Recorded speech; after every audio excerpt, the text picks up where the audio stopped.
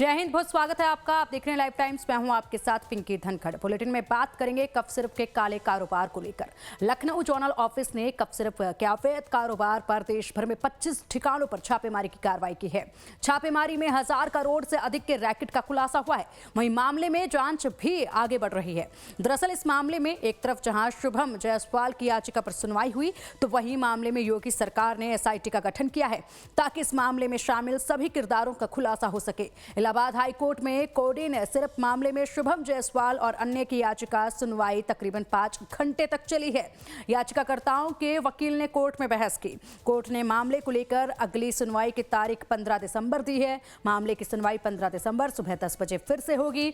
मामले में एफआईआर रद्द करने और गिरफ्तारी पर रोक की मांग को लेकर याचिकाकर्ता ने याचिका दाखिल की है। इस पूरे मामले में शुभम जायसवाल और अन्य याचिकाकर्ताओं ने खुद को निर्दोष बताया है।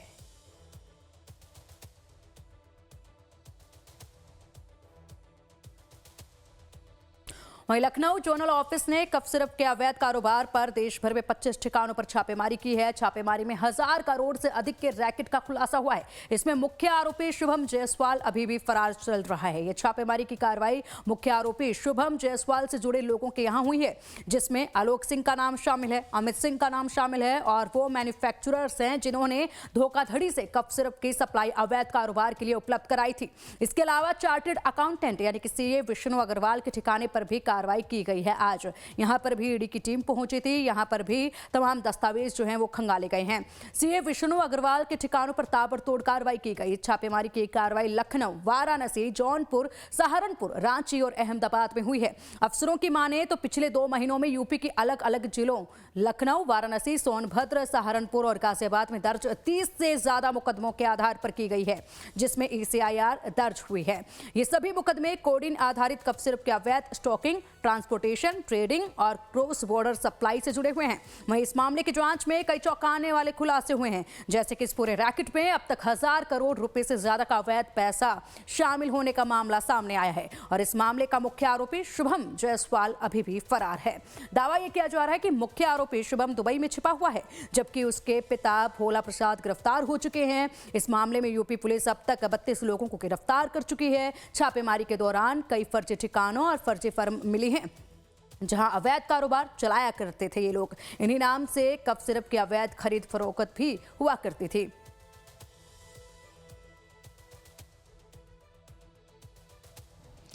कोडीन कफ सिरप मामले में आज ईडी की कई टीमें लखनऊ, वाराणसी सहित तमाम अन्य जगहों पर सर्च अभियान चला रही हैं और इस पूरे मामले में एसटीएफ की रडार पर आए और बाद में सरेंडर की याचिका दाखिल करने वाले आलोक सिंह की सुल्तानपुर रोड स्थित इस आलीशान कोठी पर ईडी के अधिकारी लगातार जांच पड़ताल कर रहे हैं। आज सुबह से ईडी के करीब 8 अधिकारी यहां पर आए हुए हैं और इस पूरे मामले में किस प्रकार से जो मनी लॉन्ड्रिंग हुई, किस प्रकार से पैसों का लेन देन हुआ, उसके साक्ष्य एकत्रित करने की कोशिश कर रहे हैं। और इस पूरे मामले में राज्य सरकार की तरफ से एक एसआईटी का गठन भी किया गया और जीरो टॉलरेंस की नीति के अंतर्गत कफ सिरप मामले को लेकर लगातार जांच पड़ताल की जा रही है। और अब तक एसटीएफ की कार्रवाई की बात की जाए या ईडी जो मनी लॉन्ड्रिंग के मामले से कार्रवाई कर रही है, उसकी छानबीन करने आज ईडी के अधिकारी यहां पर आए हैं। आप तस्वीरों में देख सकते हैं कि इस आलीशान कोठी में ईडी के 8 अधिकारी लगातार जांच पड़ताल कर रहे हैं। तमाम सारे जो साक्ष्य हैं वो एकत्रित करने की कोशिश कर रहे हैं। पैरामिलिट्री फोर्सेस के जो जवान हैं उनका डिप्लॉयमेंट यहाँ पर किया गया है कि कोई बाहरी व्यक्ति जाँच के दौरान जो छापेमारी की कार्रवाई हो रही है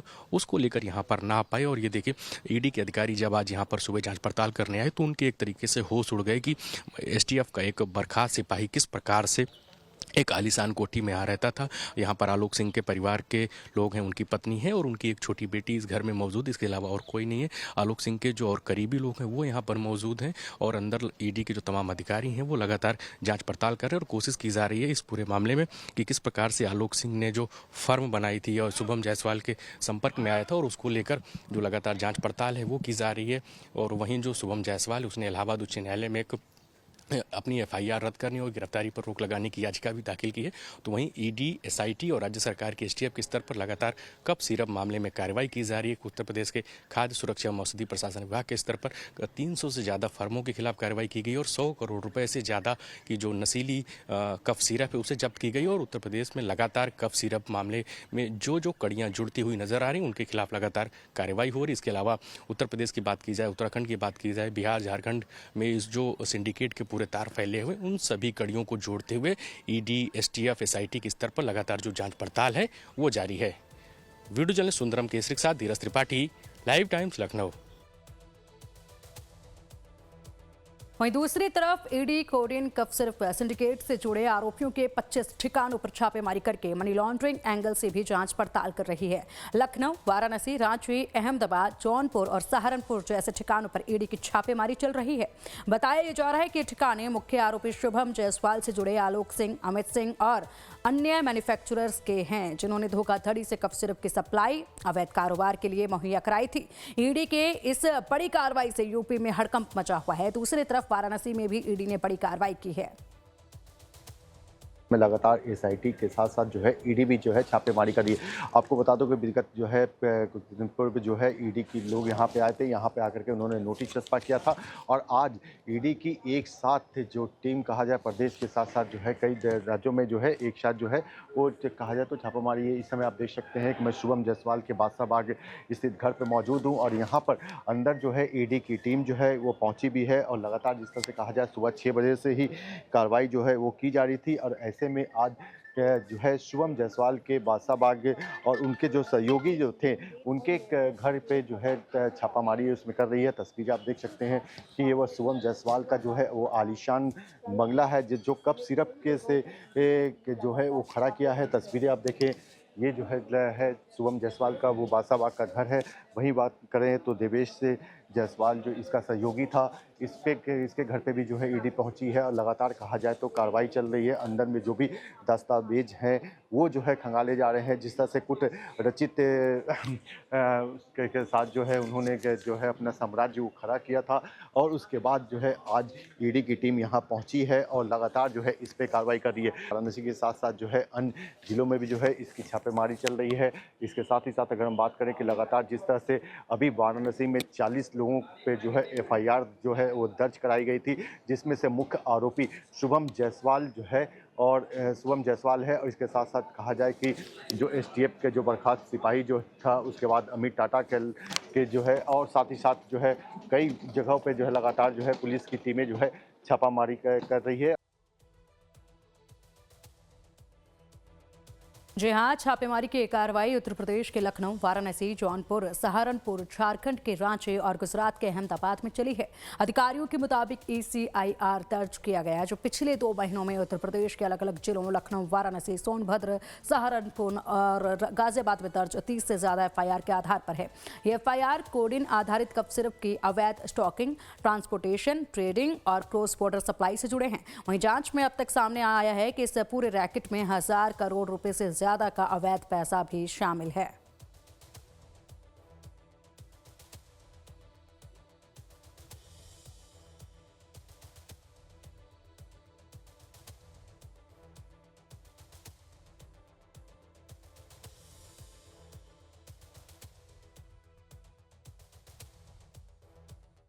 तो जांच में कई चौंकाने वाले खुलासे लगातार हो रहे हैं और एक के बाद एक अलग अलग ठिकानों पर यह कार्रवाई जो है वो देखी जा रही है। ईडी जिस तरीके से इस कार्रवाई को तेजी से आगे बढ़ा रही है, ऐसे में बेहद जल्द और भी खुलासे इस पूरे मामले में हो सकते हैं। लखनऊ, वाराणसी, सहारनपुर, रांची, इन तमाम ठिकानों पर यह कार्रवाई जो है वो देखी जा रही है। देखिए तस्वीरें आपके सामने हैं, ये वो ठिकाने हैं जिन पर ये कार्रवाई जो है वो देखी जा रही है। ईडी का एक्शन जो है वो देखा जा रहा है।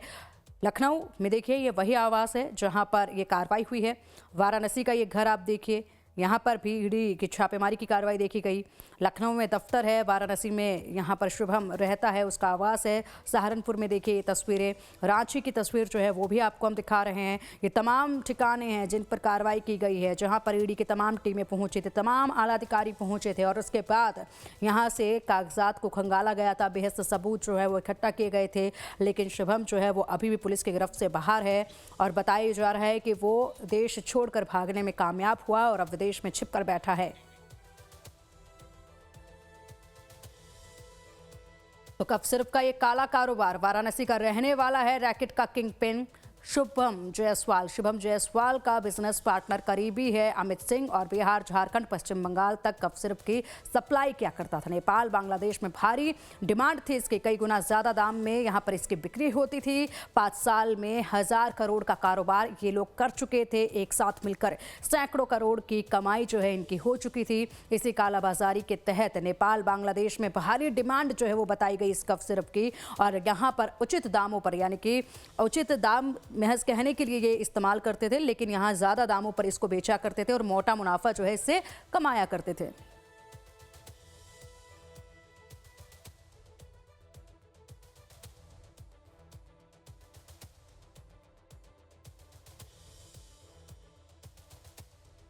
कई गुना ज्यादा दाम में बिक्री होती थी कफ सिरप की। काला कारोबार ये लगातार इनका फलता फूलता जा रहा था, लेकिन अब कार्रवाई तेजी के साथ इसमें बढ़ रही है। यूपी समेत देश भर के 25 जगहों पर रेड जो है वो अब तक देखी जा चुकी है। लखनऊ और वाराणसी के बाद सहारनपुर में भी ईडी की ताबड़तोड़ कार्रवाई जारी है। सुबह से ही यहां पर विभोर राणा के घर पर ईडी की टीम तलाशी अभियान चला रही है। ये विभोर राणा का घर है और सुबह से ही ईडी की टीम यहां पर तलाशी अभियान चला रही है। लगातार एक्शन जो है वो देखा जा रहा है। यहां पर कई ठिकानों पर तो ये कार्रवाई हो ही रही है, लेकिन विभोर राणा के आवास पर भी टीमें पहुंची हुई हैं, जो यहां तमाम सामान भी खंगाल रही है और इसी के साथ पूछताछ भी कर रही है।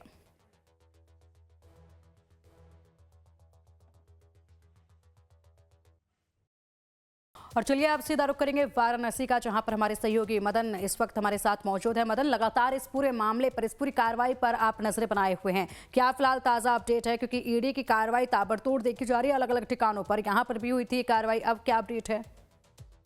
हाँ, देखिए पिंकी, जिनको बिल्कुल जिस तरह से बताया जाए कि वाराणसी में लगातार जो है ईडी की टीम जो है अलग अलग स्थानों पर छापेमारी कर रही है, और ऐसे में बात हम करें तो 40 टीमें जो है वाराणसी में है, और इस समय जो है मैं बता दूं कि 12 घंटे से ज्यादा का समय बीत चुका है, और शुभम जायसवाल का देखिए ये घर है और ईडी जो है अभी भी यहाँ पर मौजूद है। यानी कह सकते हैं कि 12 घंटे से ज्यादा के समय से जो है ईडी लगातार जो है वो जांच कर रही है, गहनता से एक एक चीज की जो है बारीकी से वो जांच कर रही है। तमाम ऐसे जो है कागजात हुए, चाहे जो इलेक्ट्रॉनिक जो गैजेट्स हैं उनकी जो है जांच की जा रही है। तमाम ऐसे जो चीजें हैं, चाहे वो इवन अगर हम बात करें तो जो है गमले तक को जो है ईडी ने देखा है। तो इस तरह से कहा जाए कि तमाम जो तस्वीरें जो है वाराणसी में है, और इसके साथ ही साथ अगर हम बात करें जो के सीए हैं विष्णु अग्रवाल, उनके यहाँ भी जो है ईडी पहुंची गई है। इसके इनके जो साथी थे दिवेश जायसवाल, उनके वहाँ भी लगातार ईडी की टीमें हैं। उसके साथ ही साथ जिन लोगों से जो है कहा जाए कि ड्रग विभाग ने जो है FIR दर्ज करवाई थी दवा व्यवसायियों पे, उनके वहाँ भी जो है ईडी लगातार जो है छापेमारी कर रही है, जांच कर रही है। यानी कि कहते हैं कि 40 टीमें जो है ईडी की इस समय वाराणसी में है। तो आप तस्वीरें देख सकते हैं कि लगातार जो है 12 घंटे से ज्यादा का समय तमाम देखिए जो यहाँ पे जो कहा जाए सेंट्रल फोर्सेस के लोग हैं वो तैनात हैं यहाँ पे। ईडी की टीम अंदर है, अंदर में जो है इस घर में जहाँ पे शुभम जायसवाल का ये जो घर है कहा जाए बादशाह बाग, ठीक है मदन, आएंगे आपके पास। फिलहाल एक बार लखनऊ का भी रुख करेंगे। देखिए कई घंटे बीत चुके हैं, लेकिन ईडी की टीम जो है वो अभी भी वाराणसी में शुभम के घर पर मौजूद है। अब सीधा रुख करते हैं लखनऊ का, जहां से हमारे सहयोगी धीरज इस वक्त हमारे साथ मौजूद हैं। लखनऊ में यहाँ पर धीरज ऑफिस है शुभम का, यहाँ पर भी रेड हुई है, यहाँ पर भी कार्रवाई हुई है, क्या कुछ ताजा अपडेट यहाँ से मिल रहा है? हाँ बिल्कुल पिंकी, देखिए प्रवर्तन निदेशालय के 8 अधिकारियों की टीम लगातार आलोक सिंह की जो STF का बर्खास्त सिपाही है उसकी सुल्तानपुर रोड स्थित जो कोठी है वहाँ पर लगातार करीब 11 घंटे से ईडी के अधिकारी लगातार जांच पड़ताल कर रहे हैं, छानबीन कर रहे हैं। इस दौरान उनकी पत्नी से भी पूछताछ हुई है कि यह पूरा काला कारोबार किस प्रकार से संचालित हो रहा था, और इसके अलावा वहाँ से एक लैपटॉप, कंप्यूटर, इसके अलावा जो आलोक सिंह की जो अलमारी थी वहाँ से कुछ संदिग्ध दस्तावेज मिले हैं जिसपे उसकी फर्म के तमाम जो लेन देन है, जो मनी लॉन्ड्रिंग, जो मनी ट्रेल था, पूरा किस प्रकार से काम होता था, किस प्रकार से फर्मों के माध्यम से जो कफ सिरप का काला कारोबार हो रहा था, इलीगल ट्रेडिंग का जो काम हो रहा था, उत्तर प्रदेश के तमाम जिलों के साथ साथ जो उत्तराखंड, बिहार, झारखंड में किस प्रकार से कफ सिरप का जो कोडीन युक्त कफ सिरप की जो भारी मात्रा में खेपें पहुंचाई जा रही थी, उन तमाम कड़ियों को जोड़ने का काम आज ईडी के अधिकारी कर रहे हैं। और करीब 11 घंटे के आसपास का समय बीत चुका है और सुल्तानपुर रोड स्थित आलोक की जो कोठी है वहाँ पर लगातार ईडी के अधिकारी जांच पड़ताल कर रहे हैं और जो उन ईडी को अभी तक की जांच में जो चीज़ें साक्ष्य मिले हैं, जो दस्तावेज मिले, जो कुछ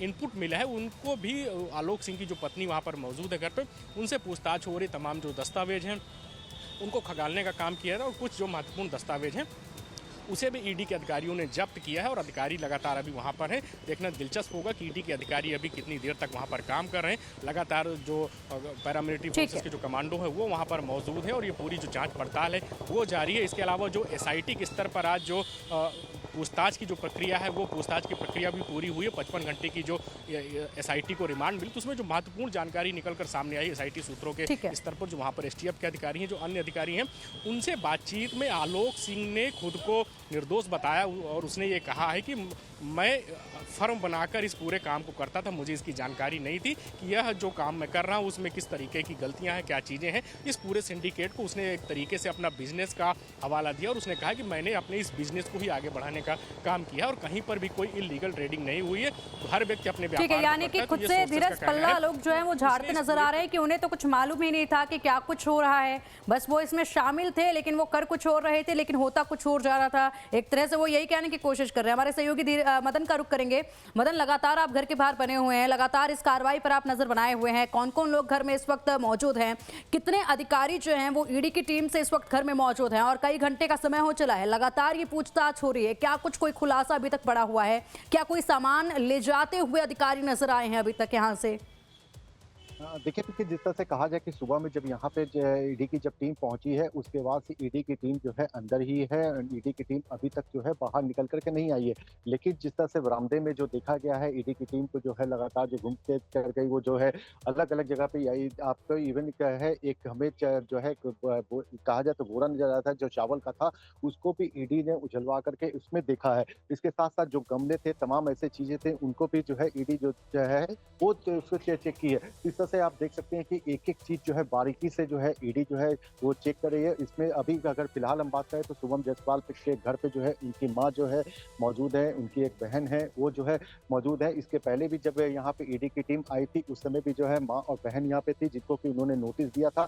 उसके बाद 8 तारीख को जो है शुभम जायसवाल को जो है ईडी के समक्ष तमाम कागजात के सहित जो है उनको प्रस्तुत होने के लिए कहा गया था, लेकिन शुभम जायसवाल अभी तक जो है ईडी के सामने नहीं आया। इसके बाद जो है आज एक ईडी की जो है बड़ी कार्रवाई की गई है और सिर्फ शुभम जायसवाल ही नहीं बल्कि इसमें और भी, जिस तरह से देवेश जायसवाल की बात हो रही थी या जो इनके जो सीए थे जिसके कि पूरा लेखा जोखा जो बिजनेस का है जो सीए के पास में था वो सीए के घर पे ईडी है। उसके साथ ही साथ जो और भी अन्य जो दवा कारोबारी है उनके घर पे भी ईडी जो है एक साथ जो है छापामारी इसमें की है।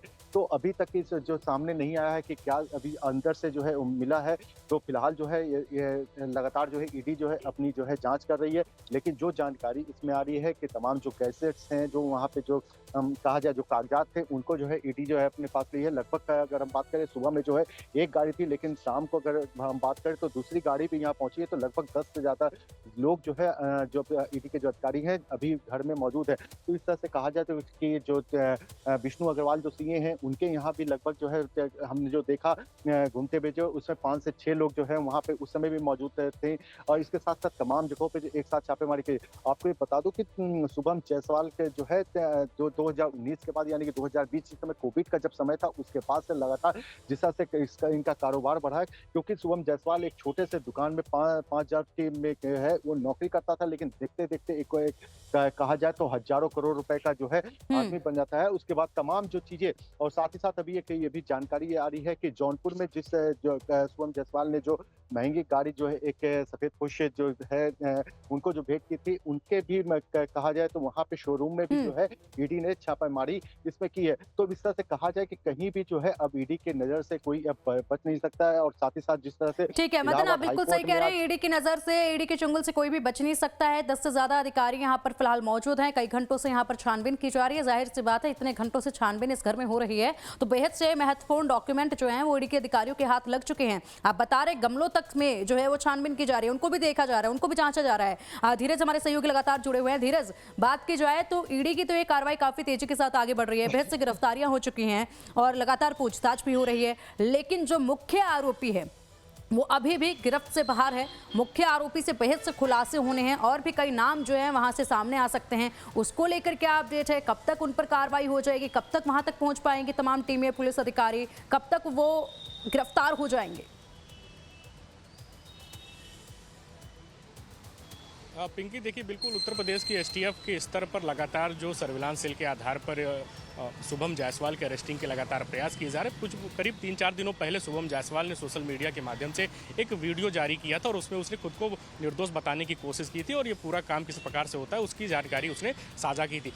सर्विलांस सेल के आधार पर, इंटेलिजेंस इनपुट के आधार पर जो एसटीएफ की टीम है या जो अन्य जो जांच एजेंसियां काम कर रही हैं वो ये जानने की कोशिश कर रही हैं कि शुभम जायसवाल ने जो वीडियो बनाकर जारी किया था वो किस किस मोबाइल नंबर के आधार पर जारी किया गया था, या इंटरनेट के माध्यम से किसी लैपटॉप के माध्यम से किया गया था और उसका उपयोग व्हाट्सएप के माध्यम से किया गया था, या अन्य किसी सोशल मीडिया अकाउंट के माध्यम से वो वीडियो जारी करने का काम किया गया था। तो एसटीएफ लगातार इसकी जाँच पड़ताल कर रही है और वहीं हाईकोर्ट के स्तर पर भी फिलहाल अभी शुभम जायसवाल को किसी प्रकार की राहत नहीं मिली है। शुभम जायसवाल ने हाईकोर्ट में एफआईआर रद्द करने और खुद की गिरफ्तारी की रोक लगाने की एक याचिका दाखिल की थी। राज्य सरकार की तरफ से उस पूरी याचिका का विरोध किया गया, अभी उसमें फैसला नहीं आया है, तो वो भी देखना होगा कि किस प्रकार से हाईकोर्ट के स्तर पर उसे राहत नहीं दी गई। और एसटीएफ टीम लगातार जो तमाम फर्म के आधार पर लेन देन हुआ है, काला कारोबार हुआ है, उस नेक्सस को तो खंगाल ही रही। और सबसे महत्वपूर्ण जो मुख्य आरोपी है शुभम जायसवाल, उसकी गिरफ्तारी को लेकर भी लगातार सर्विलांस सेल के आधार पर जो इनपुट्स हैं उसके आधार पर उसकी अरेस्टिंग करने का